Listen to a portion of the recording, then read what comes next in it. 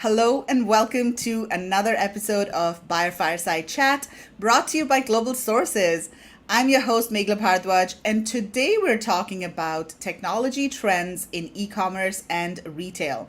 And I've got with me two amazing experts who are going to be talking about the major trends that whether you're an e-commerce seller or a physical retailer, you need to be aware of, and how you can implement these trends in your businesses to maximize the benefit. But before I invite my guests on screen over here, I want to share that we are giving away an ebook on the top retail technology trends in 2021 and beyond. And if you would like to get a copy of this ebook, you need to stick around until the end of this webinar, because we're going to be sharing a QR code and we're going to be telling you how you can download this ebook. It's absolutely amazing, over 30 pages of the latest technology trends that you need to be aware of if you are in retail or if you're importing products from China. So stick around until the end of the webinar and we will tell you how to download this ebook. Okay, so let's get started. I'm going to invite my guests on screen now. So we have Norm Farrar, aka the beard guy. And we have Karen Wong from TakuLabs. Hi, how are you guys doing? Well, thank you. Very good, thanks. Awesome. So, Norm, you are, of course, in Vegas. You're attending Prosper Show over there. So thank you very much for taking the time out of your busy schedule there for joining us. And Karen, you're joining us from Toronto, Canada, right? That's right. Okay, awesome. And guys, if you have any questions while we are doing the webinar, feel free to type them in the comment section, and our guests will be answering your questions as well. So let's do introductions first. Karen, do you want to tell people a little bit about yourself, your background, and also TakuLabs? Yeah, sure. So I'm Karen Wong, the co-founder and CEO of TakuLabs. I have two POS companies, actually. TakuLabs is an omni-channel retail platform. My other platform is Ace, and we serve about 6,000 retailers across North America. I've been in the retail space for a long time. I spent also 8 years in Asia, so I have a bit of a manufacturing background. I also had a retail business in Asia, and I've done wholesale in Canada, kind of everything along the whole stream. I moved into the space mainly because I really wasn't that happy with the technology and the solutions that were out there at the time, because of when I was working in Asia, I was flying around trying to find a cloud solution that could handle the type of volume of inventory and also transactions that we were dealing with, and it was a struggle. So sometimes, as the saying goes, if you find a pain point that nobody's solving, that's what I wanted to do. And I came back to Canada, and I've been building it for the last couple of years. That sounds very interesting. Norm, how about you? I'm an old guy. I've been on the internet since about 1995 and working with e-commerce as a fluke, by the way. I just kind of stumbled into it. I've had a company that's been involved with promotions, internet marketing, sourcing, fulfillment, specialty packaging, just a variety of different things over probably about a 10, 15, 20-year period. And then this thing called Amazon came around, and it was kind of like my perfect storm. So I was able to take everything that I had learned in the past and kind of put it into Amazon, and I'm here today. You wear so many hats, Norm. It's difficult to keep up with you. Incredible. Okay, so let's start with you, Norm, since you have the mic over here. So what are some of the key trends or technology trends that you are seeing in the e-commerce space nowadays? Just before we jumped on the call, I was thinking about this, and it's not going to be what everybody's thinking I'm going to be talking about, but it's security. Just recently, about 2 weeks ago, a friend of mine got nailed with a lawsuit for ADA compliance. I don't know if you've heard about this, but I think there was about 7,000 or 8,000 cases last year for American Disabilities Act compliance on websites.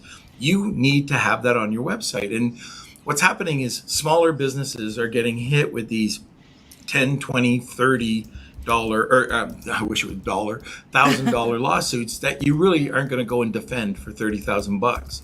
So the person that I knew, it was about $1 million, which was kind of crazy. But usually they attack the small business owner because they don't have ADA compliance.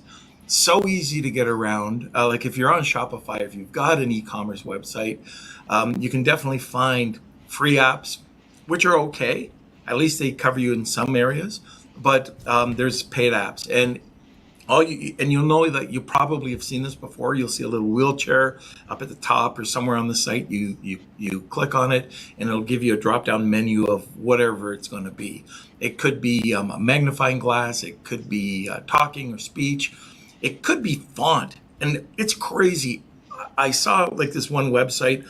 You click on it, and you think that nothing's changed, but certain people cannot read this font. And by clicking the button, people can. So anyways, you just protect yourself that way. The other way is now with like companies like SiteLock or Securi, which is guarding your website. If you don't have some sort of security on your website, you're looking for trouble. Like, first of all, it's the trouble of somebody hacking your system. But let's say that you're working and you're selling products off your website onto Amazon or into Shopify. If you do something in Shopify that messes them up, well, guess who Shopify is going to come after? They're going to come after you. And so this is just a platform that's very inexpensive. They're usually a few $100s a month. It's cybersecurity, it's cyber insurance. And the last one, it's not the Nortons of the world, but it's the Transmosis, I think it's called, is the biggest platform that I know of for $29 a month. It blocks everything. If you've got a honeypot, which is something that kind of sits in the back end and just waits to, expose you, or if it's just a virus or malware, this is Norton or McAfee on steroids times 10.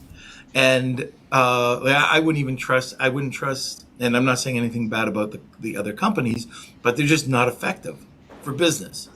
So anyways, those are probably three things that if I'm a business, if I'm an e-tailer, I'd be looking at immediately.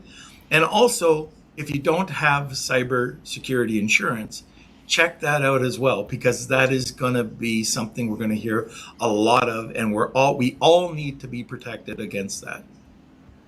Yeah, that's very interesting. So, I don't think we've actually seen this in the past. And do you think Amazon is taking any steps to, to maybe accommodate these sort of changes on their website? So, do they have any special, buttons that you can click and the font changes, or any accessibility features? They don't, right? That's interesting. Which is, I've talked to a few friends about this, and I don't know where it's going to go, but they don't have it. And I don't know why. I don't know, why. Well, I do know why. Coming after 7,000 small retailers is a lot easier than going after an elephant, True. And so you'd be getting those 30,000, I mean, that's probably the reason why it's so easy to go after the small person. But you're absolutely right. Everybody, and it's 100% since I think it was July last year in Europe. Every European site has to have ADA compliance, or has to have ADA compliance. Okay. So this is not only e-commerce sites, but it's across all types of Right across. websites. Yeah. Okay, interesting. So Karen, let me come to you now, and we're sort of switching gears over here back and forth between e-commerce and physical retail, but there is a lot of overlap, especially nowadays, because physical retail is kind of has to go towards the online route because of COVID. There's so many changes that have happened. So let's talk about some of the trends that you are seeing in your space. And one of the things that you mentioned was omni-channel real-time data. So what exactly is happening in this space? Do you want to expand a little bit on that? Sure. I mean, physical retail is obviously a personal love of mine, but retail in general, obviously, I don't think there's many people out here today who are not both shoppers in store and online. But I mean, the pandemic has been traumatic to most brands and retail stores, although we're seeing a massive return And whether that surge is going to be ongoing is hard to say. But one thing that is true and one thing that is clear now is I think the shopping experience has significantly changed. And when I say that, I'm actually referring to the pre-shopping experience. I mean, we always used to Google and look up things before we went out, but now the expectation and the customer expectations of products and information and store information and availability and all of those types of things are much higher than they were prior to COVID.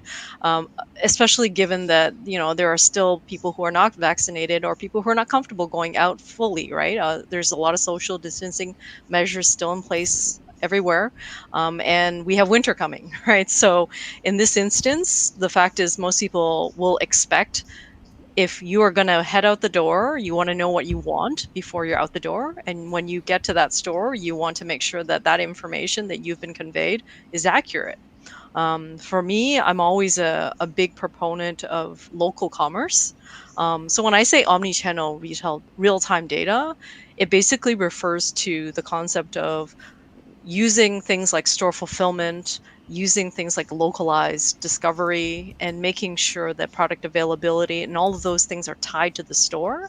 I mean, I'm sure everybody here has heard of the amazing returns coming through the large brands and the large stores from Target all the way through Walmart through store fulfillment.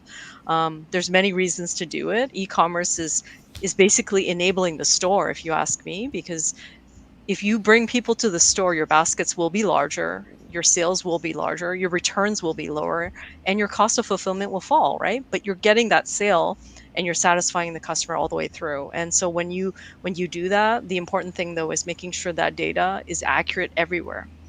That's kind of what we that's kind of like my passion, for us, because we're in the POS space, right? I mean, it's pretty dull. A lot of people are like, is there really innovation happening in POS, right? I mean, Norm is like, oh, POS, I mean, no, it's true. Everybody is just like, nobody wants to talk about it, right? But that is the heart of every business. Every retail store that has a significant footprint, any type of store footprint, you need to get that inventory information out there, accurately. Because if you tell people you have stock and they arrive during a pandemic and you're out of stock, well, they're probably not going to come back, or they'll be very angry, right? One or the other these days. And people are very, very angry. If you see that there's a lot of people on short fuses, as the frustration of these lockdowns have, impacted people's emotional state, right? Right. And Norm, feel free to jump in anytime. And, if you have any comments to add for physical retail or, Karen's insights. So, what about hyper local pre shopping discovery? That's another trend that you mentioned, and I was pretty interested in that. And what exactly is pre shopping discovery? What does that mean?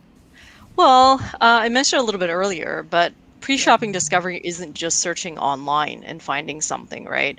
Hyper local means that data behind the search data the search results that you're finding and that are surfacing through things like Google or Facebook are accurate, right? So when I said hyper local, it would be, as an example, having a system like a point of sale that actually sends live product feed directly to all of those sales channels, including and also sending information directly to Google. That's something that we do and other platforms also do today, where you're sending the data directly to Google, and therefore Google is actually surfacing correct information and showing ads based on your real-time stock level. So as you sell, that information is adjusted in real time. And so what that means is it can be very proximity oriented. All your retail marketing that is online, all your digital marketing can be very locally driven, right? So if somebody is in Toronto shopping for something, well, when you're surfacing the information in all the different marketing channels and also in your ads, that is based on the data of the stores that are closest to you at that point. So it's almost like proximity marketing, but it's going to be really based on store live data. So that's kind of where the hyper local comes in, which is obviously just a fancy word that people use for things that are really, localized today. Because I think a lot of people, besides the pandemic, are looking to support their local communities, right? And that kind of ties into some of the other trends, which are very, very localized shopping, where customers want to actually avoid and minimize long distance shipping and buy online and take advantage of e-commerce and all those great things that come with online search and all of that, but be able to walk out and pick it up immediately if they need it, right? Or support their local store, but still do it through e-commerce, which is safe and comfortable and convenient, right? Yeah. So, Norm, that sort of raises also the question of Google My Business, and you were talking about it a little bit earlier. And Google My Business, is it mostly for physical businesses, physical, companies that have a physical address that people can actually go and visit? And is it mostly to showcase your business on Google Maps, or, when somebody does a search, or are there other applications, for e-commerce Oh, businesses yeah. as well? Yeah. Well, first I have to say I've learned a very valuable lesson here. Do not turn off your air conditioning while you're in Vegas. Just saying. Just saying. Do you want It's to getting go? hot. Do Yeah. you want to go turn it on now? No, it's okay. I can handle it. Anyway, Okay. Google My Business is probably one of the best resources that not only bricks and mortar, but e-tailers and brands can use. If you're a service-based industry, Google changed this. I think it was a year or so ago, where you can turn it. You can basically turn up your SEO. You can do the localization. You can put out. I mean, everything. So what we've tried to do, like with some of our brands, and some of our locations that we start to promote. So, like with our company, we have a press release company. So we'll do general localization. We'll also work with them with Google My Business, and so you'll get the photos up, you'll get the location up, you'll get the time up, you'll get all their contact information up. Anytime you put a post up, it's there. Any content whatsoever you put onto Google or onto any social media, as long as you have like an anchor URL, it's going to start promoting. And it allows you to take categories and brands, publish it on Google, and you don't have to be into Google Shopping. It'll publish it automatically. You can add the titles. Like all you have to do is add photos or videos or whatever you'd like. And now you're starting to see in Google image search, there's so many things that you can do. Now, the other thing that you can do, it's like for us, it's all about authority. If you don't have authority on the internet, you don't have trust. If you don't have trust, you'll never get a sale. So how do you do that? You can tie this into Google My Business. And Google My Business is also going to help you rank as well. So I don't know if you've ever seen Google My Business on a mobile phone, but you can't be number 2 or 3 or 4. You're number 1. And it's 3 scrolls, 3 screen scrolls that you get free, doesn't cost you a penny. And it's free advertising. Now, imagine if you're also starting to rank under that. So you put out a press release. The press release is tied against the content, maybe a 1,500 word article that might have a video embedded in it. Now you've got all these supercharged kind of documents that are linked into Google My Business. It is, I can tell you that I'll give you a car dealer. Okay, I can't give you a cosmetic company or a shoe store, but I can talk to you about a car company that I know of in Seattle. They were doing $50,000 a month in SEO. They switched over to Google My Business and they got it under $1,000 a month. Wow. It's crazy. And Yeah. the other thing, just a real quick note on localized or geo-targeting, press releases. I'm not sure if people know, like press releases are as good today as they were 20 or 30 years ago. But if you geo-target, if you know how to write a press release in the title, and you put the suburb. So, Karen, you're in Toronto, 350,000 people. Let's say it's Richmond Hill. I can target, let's say it's Bully Sticks in Richmond Hill, and take up any of the most competitive keywords there are, and I will be in 24 hours number 1 in Richmond Hill for Bully Sticks. So if you've got a brand, if you've got a bricks and mortar business selling something or a sale or an event going on, it's crazy not to use press releases. So these are, it's old technology for today. And that all ties in, by the way, by using an anchor URL. So if that's your store's website, or if that's an Amazon listing, or if that's your bricks and mortar location, whatever that URL is going to is where you're going to be promoted. Interesting. So it is relevant to any sort of e-commerce business, even though they may not have a physical, location, or maybe even if they don't want to target people in a specific area. So, let's say I have a Shopify store and I'm open to, getting customers or selling anywhere in the world, right? I'm sort of not, I don't want to specifically target, let's say, my city or Canada or Singapore, or so I'm just open to selling globally. So would Mm-hmm. Google My Business be relevant for me as well, or do you really have to be focused on a specific area, or a city, or does it? No, you can do it globally. They do Okay. have, when you go in into your profile, you have the ability to geofence. So Okay. if you do want to target US, Canada, or England, or wherever, you can do that. The only thing that, and the other thing is, all you need is a Gmail address. And again, it's free. Yeah. One thing I should mention too, I'll save you a lot of pain and aggravation that I went through. But don't try, like, there's two ways that you could set it up. You can either set it up by phone, which sounds really convenient, or you have to verify your address. It's Okay. better to do verify your address because they're so backed up right now that you could wait months by phone.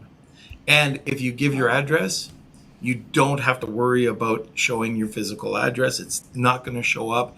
You can have it show up if you click a box, but they need to go to a real address, your home or your business. But don't send it to a PO box, and don't try to outsmart the algorithm because they'll just reject you. Okay.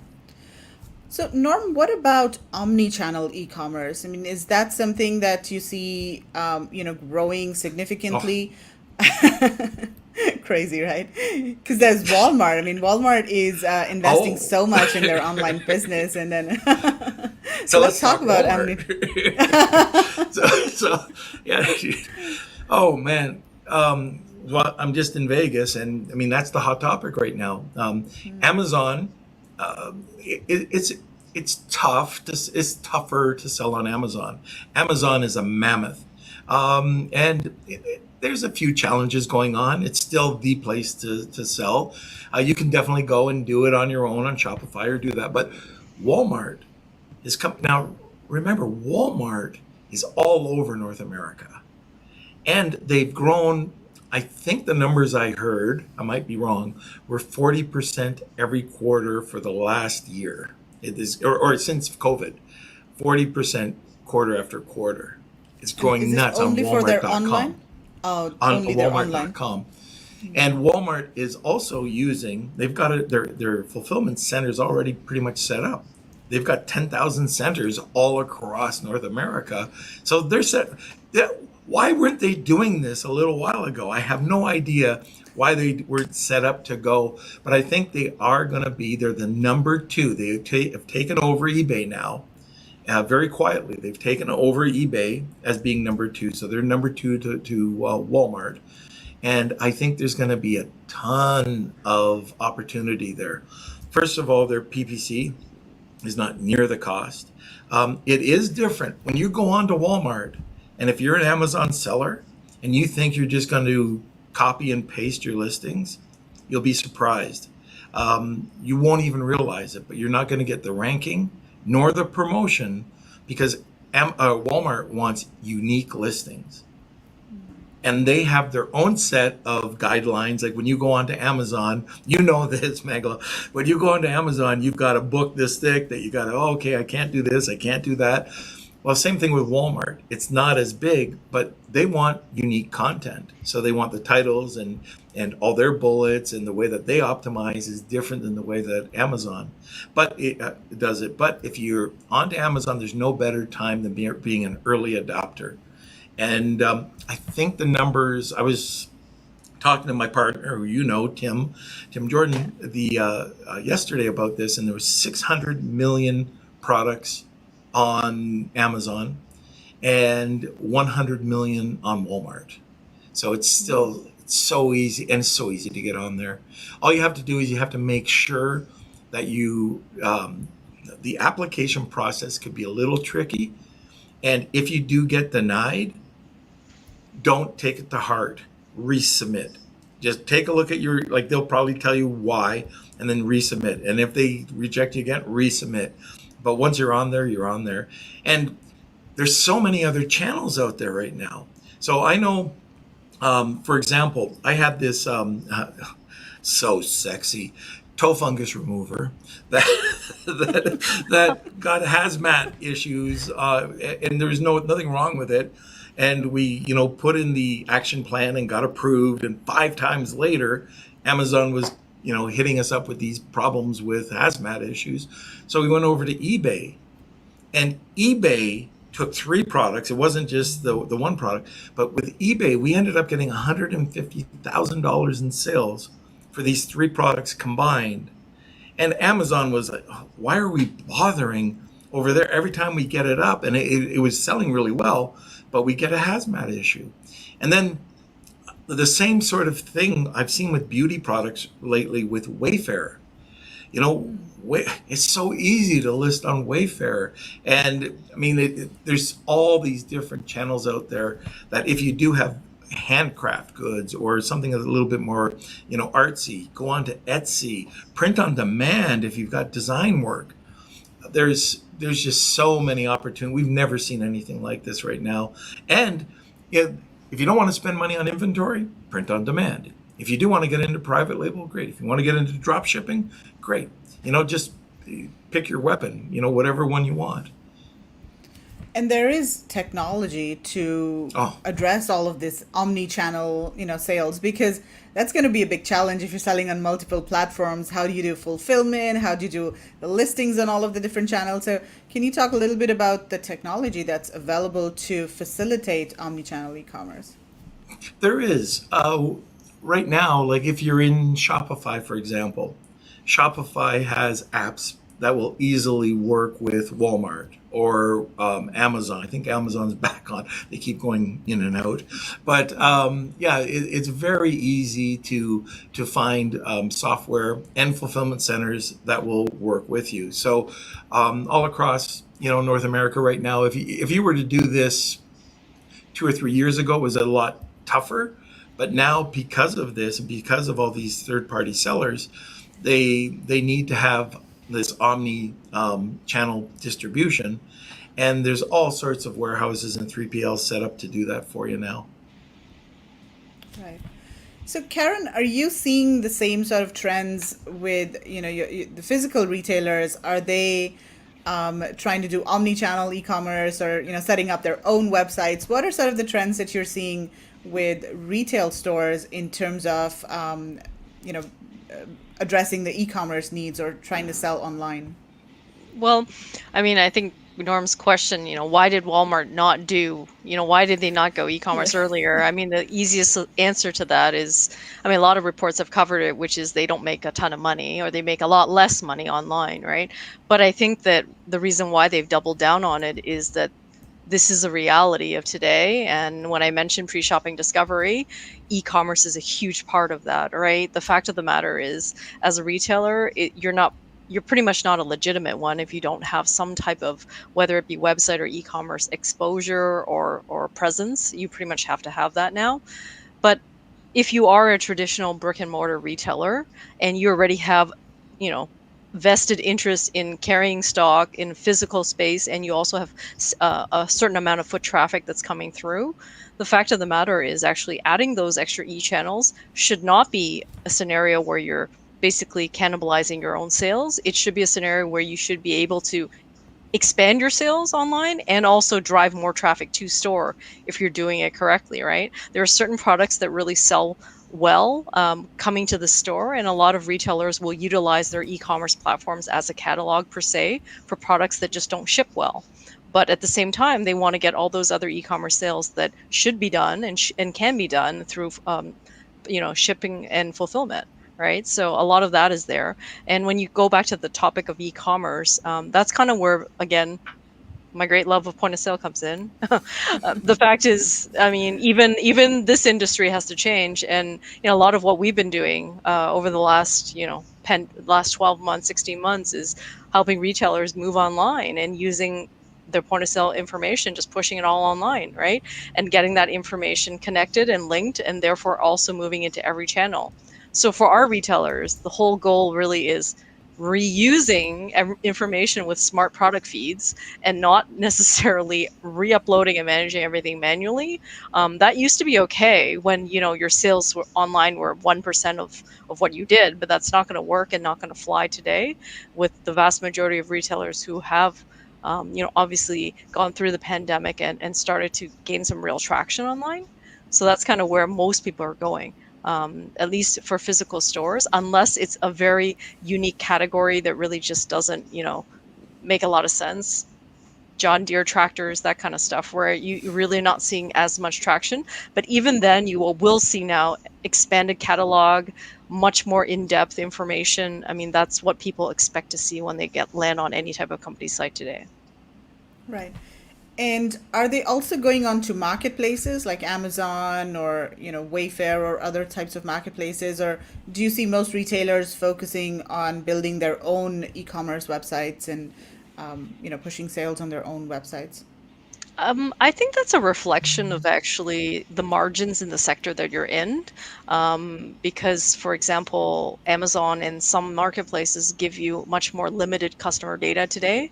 As a retailer, you want to be able to retarget and you want to be able to utilize that data. That data is something that drives everything from your future demand to your purchasing to your marketing campaigns. And to not have that data is giving up a lot. If you don't have traction yet and you don't have significant audience, absolutely marketplaces. And my personal take is social commerce. The vast majority of our customers are moving on to social commerce these days, besides just the marketplaces, right? They're doing almost everything, but increasingly social commerce makes a lot of sense because people are more naturally, when you go through the feed of a social commerce or a social media platform, it's a much more natural form of advertising and product placement to a lot of people, although we all know here that it's not. But the fact is people do like to shop in that feed, and that feed already has your eyeballs. And as we all know, the targeting is extremely good in the social media platforms today. Yeah, and social media channels, like, Facebook is pushing e-commerce so much these days. Every second post that you do on Facebook, it turns automatically into a sale post, and then you're like, no, no, no, Facebook, I'm not trying to sell anything. Yeah. But Norm, let's talk about social commerce with you. What sort of trends are you seeing in terms of social commerce, and which channels do you think are where e-commerce sellers should really focus their attention on, or does it really depend on the product that you're doing and the category you're in and the type of business you're doing?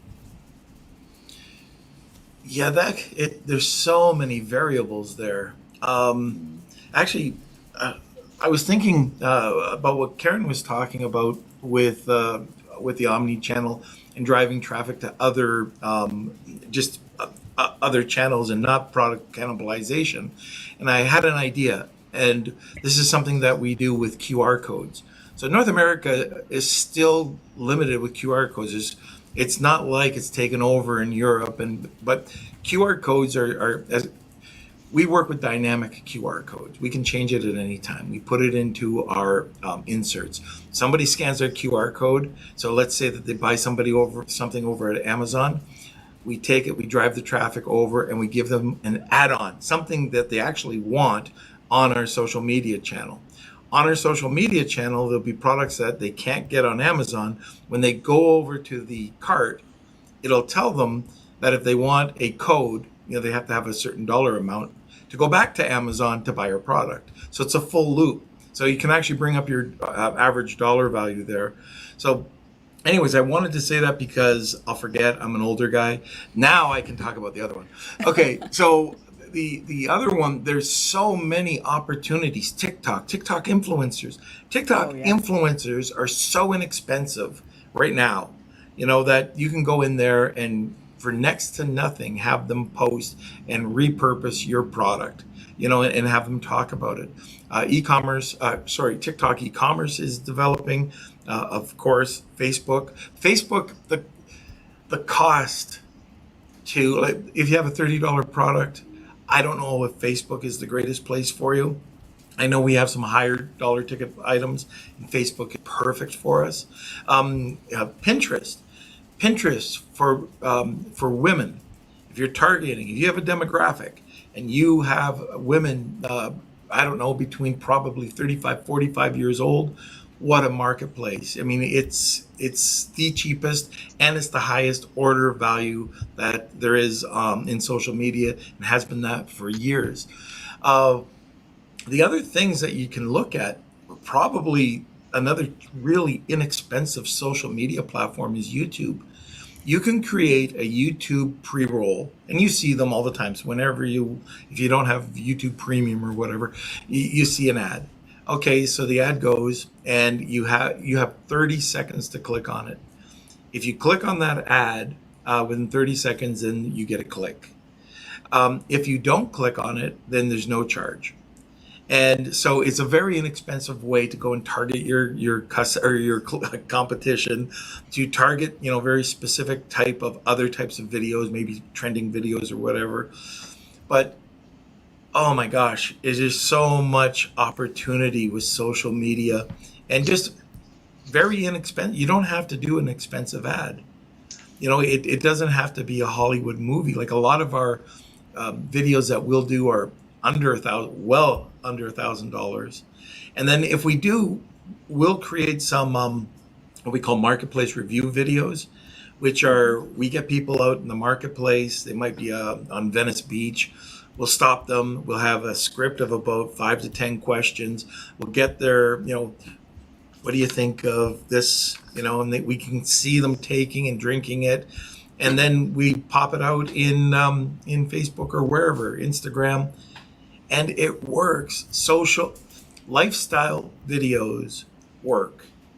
And nobody, like, if people see an actor or a stock photo, they know it's a stock photo when, you know, the bottle is 10 times bigger than the person's hand, and it's a really bad, you know, Photoshop job. But when you see people's real reactions, right now, I think that influencer marketing or lifestyle photography is the way to go when you do this.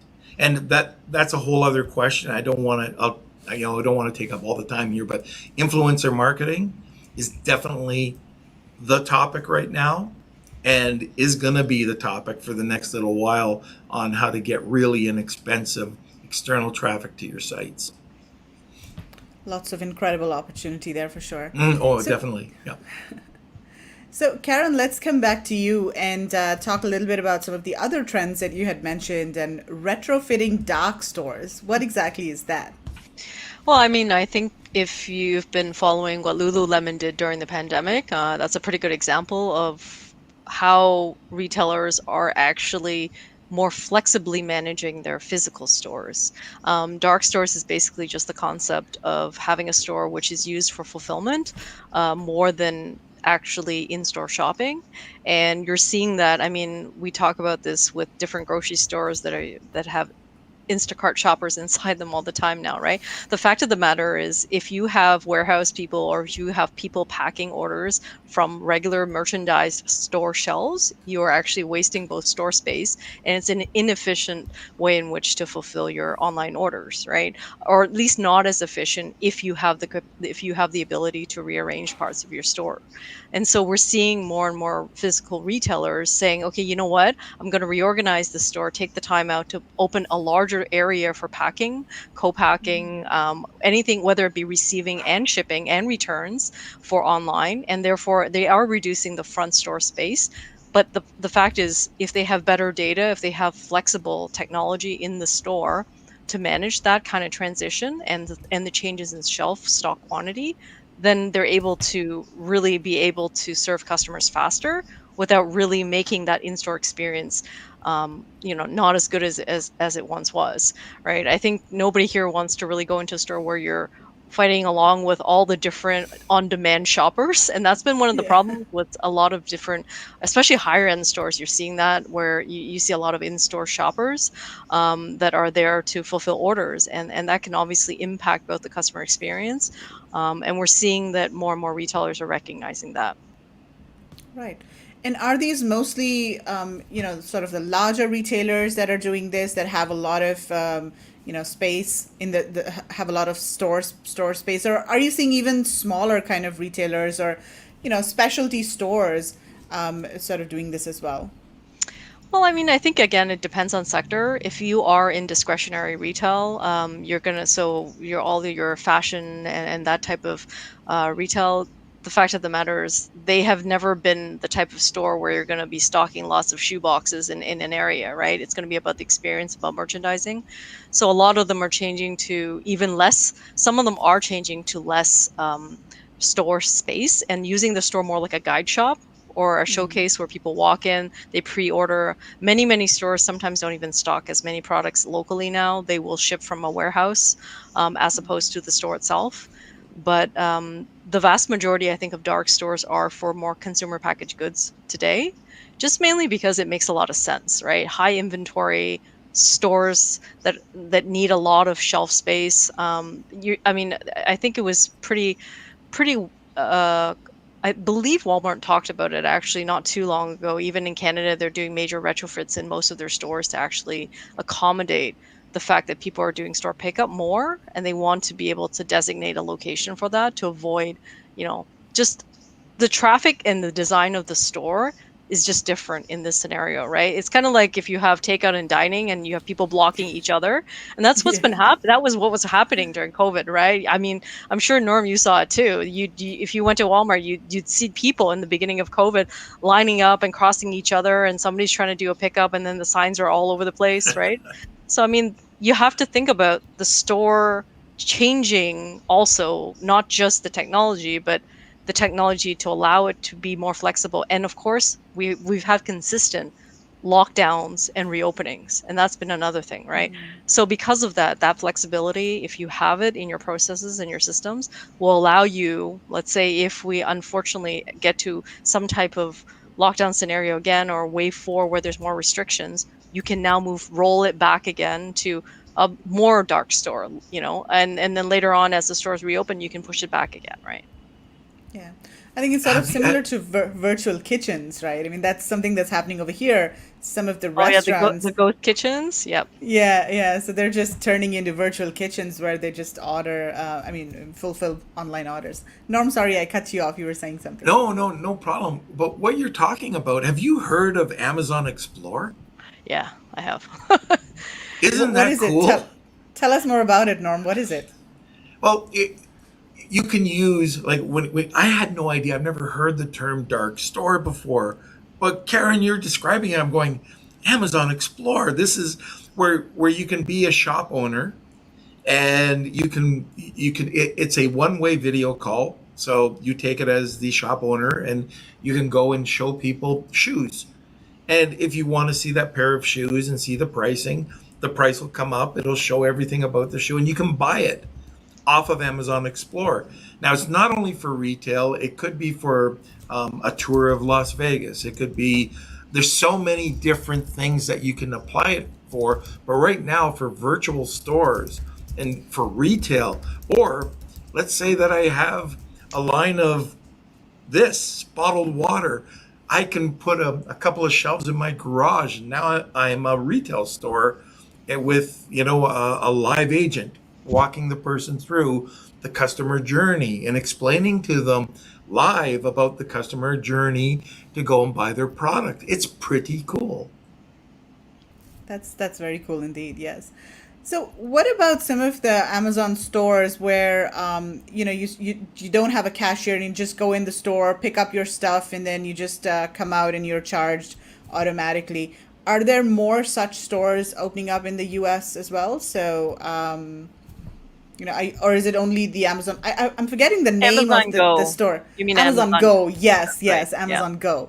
Are there more such stores opening up? Do you see that as a trend as well? If the question is for me, absolutely, there Either are one, more yeah. stores. Yeah, there are definitely Okay. more stores moving towards cashierless. Of course, certain categories again make more sense. It's not cheap, usually speaking, especially if you're using AI technology. You're seeing a lot of camera technology being used for that now, and so those stores, on average, at least I don't know the exact numbers, but I mean the numbers I've heard are in the millions for an Amazon Go. But the fact of the matter is, when you're using certain types of technology, you're going to be you have to have that there to deter obviously shrinkage and shoplifting. That's usually the Yeah. biggest problem with these types of technology. We've also seen, of course, other types of retailers are just going to scan and shop. Technology also, right? There's a number of payment systems and solutions out there where you can walk in and scan the product yourself and then pay on your phone and then walk out.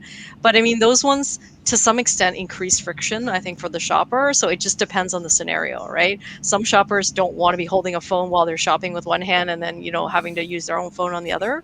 And of Yeah. course, without, saying anything about the old guy here, right? But, but the fact of the matter is, I know a lot of people who are not comfortable using a phone to shop already, and imagine using a teeny tiny phone and you're trying to scan it yourself and all that stuff. So, I mean, and most people who have used self checkout, at least some of the self checkout tools that I've used, know that they're not beloved by many shoppers, usually speaking, right?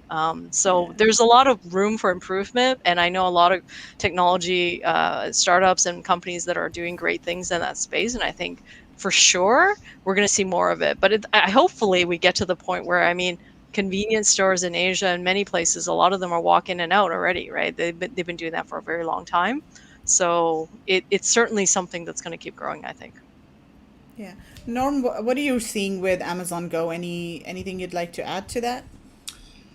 I can't really talk about Amazon Go. I don't know enough about it. Okay, okay, cool. We've got one comment here from Cecile. Really good discussion. I'm learning a lot. Very relevant topic. Very knowledgeable guess. Thank you, Cecile. Ah, Awesome. Oh, Purva somebody knows says, you. oh, I know that that guy. It's guy. the beard. Yeah, that's right. There's somebody from Beard Nation. Yeah. Okay, so lastly, Karen, you also mentioned privacy. So, Yeah. what sort of trends are you seeing in privacy, and what are retailers really doing to ensure privacy? And by privacy, do you mean privacy of their customers' data, or what exactly do Well, you there's mean a by lot that? of that, right? So I'm glad Norm started the conversation with security, because I think that's really where Yeah. privacy comes back to in the end. And you mentioned Amazon Go, right? And when we talk about Amazon Go, we talk about facial recognition. That already pops up, right? I'm not going to talk about obviously the cultural differences between different parts of the world where the concept of privacy is different. I'm going Yeah. to talk about obviously from the North American and maybe European perspective, but I mean, the fact is, regulatory and regulations wise, everybody here has probably heard of GDPR in Europe and then the impact it's had across both Europe and North America. And regulations have been changing. They're changing in the US rapidly. In many places, obviously, the California rules that came in are kind of the highest standards that are in the US today. Canada's changing their rules very, very soon. They're already in talks about that. And so when we say privacy, a lot of retailers really should be thinking about doing privacy audits on their store. I say privacy by design because that's something that comes up in technology design today. When we're designing technology, we're trying to think about all the different places and areas where personal private information will be stored. It's usually Yeah. less of a situation where you're talking about, let's say, confidential sales data. It's usually about personal information. So, credit card information, customer birth dates, customer addresses, phone numbers, all of that type of information, which we used to just collect easily for marketing purposes, is something that can be sensitive today, right? The environment is changing. Different countries are coming out with new regulations constantly, and kind of getting ahead and knowing where your data is stored is important. And I think one trend, because I'm in technology, I think a lot of people here probably use integrations of some sort. You're integrated to multiple apps in a store, often whether online or in store. And when you do that, the problem with that is you're sharing data. And a lot of people don't realize how much data they're sharing until they really sit down and count the number of integrations and applications they use. I have friends that are in kind of this space. And they sat me down and said, okay, let's do a privacy audit. I did it of my own company. 79 places where information was stored in my own company. And we're a technology company, not customer facing, right? And so we had to go through and think about, okay, do we really need to do this? Do we need to store this data? Do we need to consider changing some of our processes to avoid storing unnecessary data? And of course, now we're linking to online and e-commerce and all of that stuff, right? So it's a problem that people need to at least consider and do a basic audit for. You don't want to be a retail store that has has somebody hack your data, or has had an internal breach, because a lot of breaches are actually internally driven in physical stores. And it can, of course, happen, obviously, even in online, where, let's say, somebody is not careful with a point of sale system or not careful with credit card data and then send that information elsewhere. Fraud happens in that way, and even in retail stores, right? So it's just something to think about. If you have a breach, what do you do? Do you have somebody responsible for data? All of these things are things you should at least have in place, or at least have considered, because when the regulators really come for you, and they are increasingly coming for stores that are, for example, marketing to consumers without consent, or you see it all the time now, where you wonder, how did I get signed up on that list, or how did I get this why are they calling me? How did they get that information from? I think the days of being able to do that are getting to be more difficult. So you don't want to collect information in a way that you can't keep it. We've had retail stores that have had breaches, and they've obviously gotten in a lot of trouble in that case. And so we always encourage customers to be cautious and think clearly about that, right? If you collect that information in a way that really doesn't follow, let's say, the regulatory requirements of your area, if something happens, you're actually going to be required to delete all that data. So that could be customer information you collected for years and you can't keep it. Right. Yeah. So just little things that like this. I mean, it's not necessarily something that may happen today, but it's something that you should consider and be careful about. Yeah, very valid points there. So, guys, we'll start wrapping up over here. And if you have any questions, type them in the comment section now. We'll be here for the next couple of minutes. We've got one question from Cecile, and this is more for Norm, I guess. So, what is your top advice for those who are just starting to do e-commerce with limited capital? Where to focus more? What to prioritize in terms of technology to optimize marketing and sales? Probably the very first thing you have to do is make sure that you understand the platform. If you're going onto Walmart, or if you're going onto Amazon, or if you're just doing Shopify, you have to understand the platform. So I would recommend going to through a good course. Good courses cost money. It's an investment, but that's a good starting point. The next point is to reach out, get into a good mastermind. Masterminds some are free, some are expensive. Don't go after 20 different gurus. They'll just mess you up. Go find one or two that fit your personality and follow those people and get information, get involved. But if you're going to get into Amazon, let's say, or Shopify, you have to understand it. Capital wise, probably the biggest problem with third-party sellers or putting money into your company and seeing a company fail is you're not properly capitalized. There's so many areas where you need to have your money. It's not just an inventory. You have to understand your marketing costs. What happens? I've seen a company fail horribly with a home run. They were making so much money, but all their money was tied up in inventory. So they weren't making any money, and the guy couldn't afford it anymore. But make sure that you have the proper capital. Make sure that you understand what I hear this all the time. Know your numbers, but if it's a penny here or a penny there, make sure you understand your numbers. Make sure you understand the fees that Amazon or whoever is going to charge you. So, and probably the last thing is, if you have all that, be resilient. You're going to wake up and you're going to have an email one day that's not going to be a pleasant email, or something's going to happen. I mean, this is a constantly evolving e-commerce, ebbs and flows. You're going to have good days, you're going to have bad days, but you have to be resilient. And that's probably the only thing I can say. That is amazing advice there. Okay, so guys, as promised at the beginning of the webinar, we have a free ebook that we're giving away to you, and I'm going to show the QR code for the ebook now. So if you want to bring your phones out and scan this QR code, it will take you to a landing page where you can download this free ebook. It's got a lot of different trends, technology, retail technology trends described, and how you can implement these trends in your retail businesses. A lot of it was also covered by Karen and Norm today. So really good book to just give an overview and a general idea of where the industry is heading and where you need to be focusing your resources on. So I'll just keep this up for a couple of minutes here while we wrap up, and I'll give you guys some time to take out your phones and take a picture of this QR code. So Karen and Norm, thank you so much for your time today. And before I let you go, can you tell us a little bit about your companies and how people can reach you? So Karen, let's start with you. Do you want to tell us a little bit about TakuLabs and how exactly do you help retailers? Sure. So I mentioned before that I was in retail, and when I came back to Canada, I actually acquired the other point of sale company, and Taku is actually the cloud platform I always wanted to have when I had my own retail business.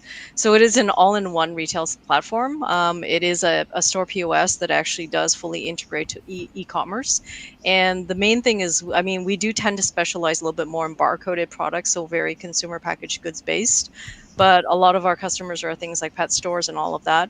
But we're also the first platform to be directly integrated to Google. So we provide real-time product feeds to Google, Google Merchant Center. So for LEA ads, which are local inventory ads, which were the localized ads we were talking about, both Norm and I were mentioning, we send those feeds automatically. So you can easily market to your customers in nearby areas with the proximity marketing that comes right through Google without doing anything. Your product feeds will send automatically, and the same thing happens with e-commerce.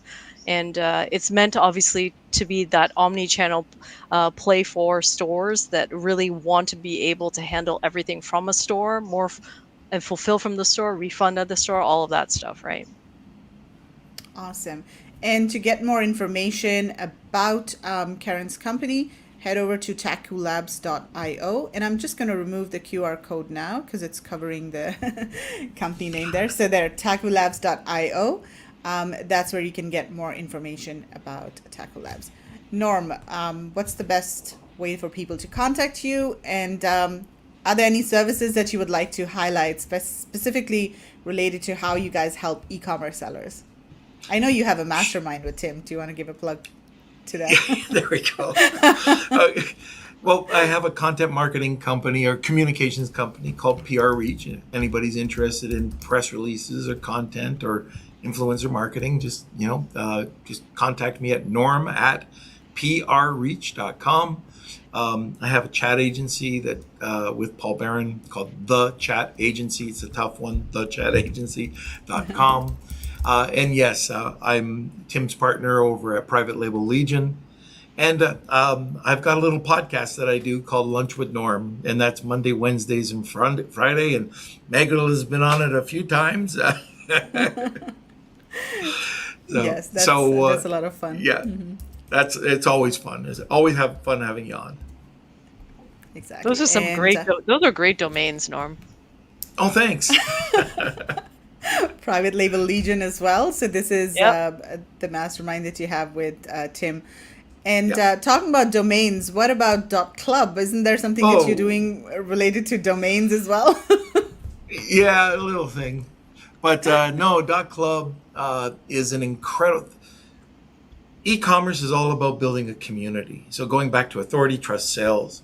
Well, how do you get that? And, content's one way, but having a great domain. So like for me, I have a domain called Soap Club, or it could be Cigar Club. I like cigars. Cigar Club. But, having a place where there's a community where people can sit there, they can buy your product, or it's more about the start of a customer journey Well, what better place to go but to buy a club? Now, I don't have anything. I don't have any shares. I don't in .club. I just love .clubs for what they stand for. So I buy a ton of them, and it's also, if you're on Clubhouse, there it's a perfect redirect to your .club room. Right. And I've been inspired by you, and I've bought indiasourcing.club. So Oh, very good. That was you. I tried to get that. No.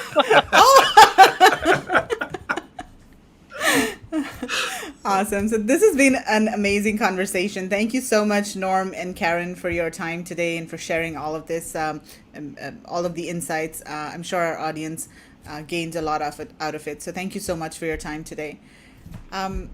And Very yeah, welcome. everyone watching, thank you so much for joining us today. And we will see you next month for another Buyer Fireside Chat. Until then, have a great weekend. Bye, everyone. Thank you so much. See you later.